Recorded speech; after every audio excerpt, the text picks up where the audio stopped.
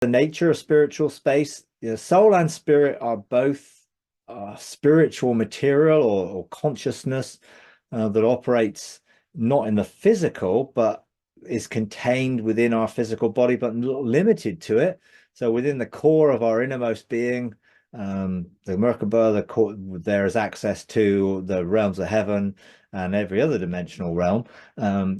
When we engage the core of our being, it is where Father, Son, and Spirit, and spirit, soul, and body are in union and oneness.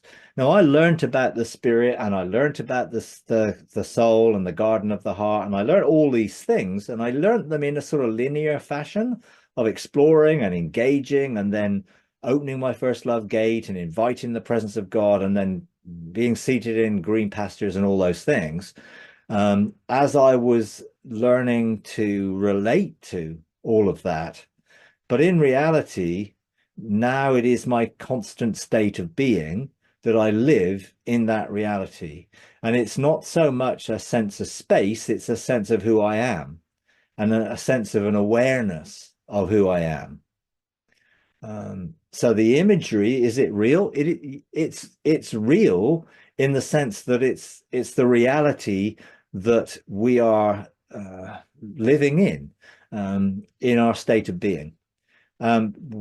When I think of my spiritual consciousness is dwelling in the realms of heaven, connected to me in this realm within, at the core of my being.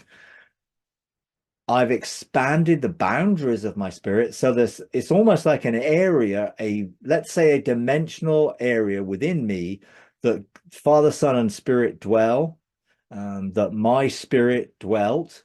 And now that area can be expanded outside of my physical location so that I can surround things in the spirit and things like that.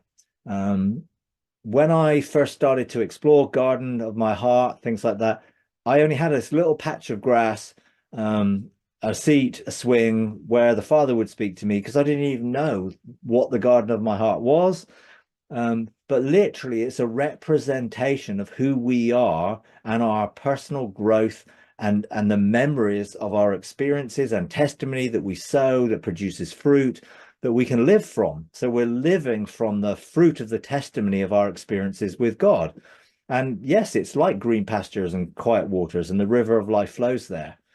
And we can grow it, and we can see it increase, and we can plant, and we can do that. And I think it's the reflection in us of heaven. So heaven has a garden, we have a garden. These things are designed for relationship, and it's the relationship which is the important place. In terms of the garden of the heart, is there areas shut off? Perhaps. I don't think it's necessarily occupied by other things, but maybe occupied by any fragmentation of our soul. So there may be areas of us that sort of are trapped there or are hiding there in fear. I didn't see anything outside of the little space that the Father was there, but then I began to see the light illuminate that place, and then I grew it and consciously planted and sowed and experienced it, and I was aware of mountains in the background that reflected the mountains in heaven. It's not so much that what went in the garden of my heart was then in heaven. What was in heaven was then reflected in the garden of my heart. So every spiritual experience I had, I planted there as a testimony, and then I could experience from that.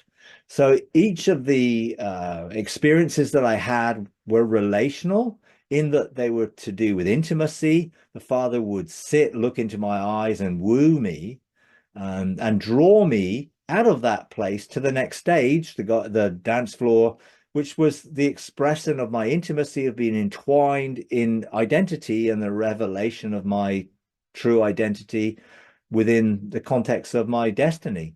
And that was something I went through. And the soaking room, they were all sort of experiences that reflected a process of me coming into a state of deeper intimacy and the consummation of that intimacy within the bridal chamber. That was when I really began to know who I really was, where my soul and spirit were separated and reintegrated, and I became one and whole. And there were many experiences that drew me into that reality, and then I've lived from that reality ever since. I don't consciously sort of engage those things in a linear fashion, but they are part of me, and they are part of my relationship with the Father, and they influence everything that I do and think. And so rather than thinking of space or dimensional space, think of conscious awareness and reality. So I'm consciously aware of that reality. And it is possible that there may be in people alters or multiple personalities that could reside in areas which may be in darkness, regions of captivity within us, but they're really the captivity of aspects of who we really are that may have fractured because of trauma and things in our lives. So I guess I don't sort of think about the location of it as much as the union and oneness of it, that I have become one.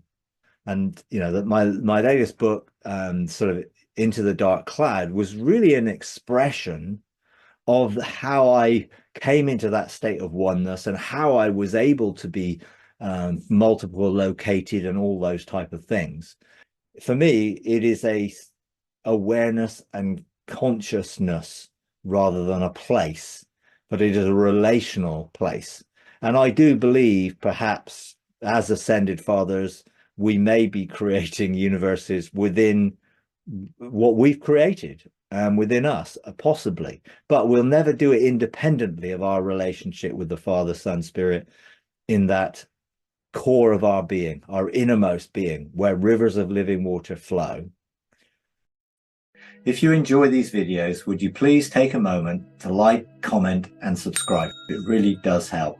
Thank you very much.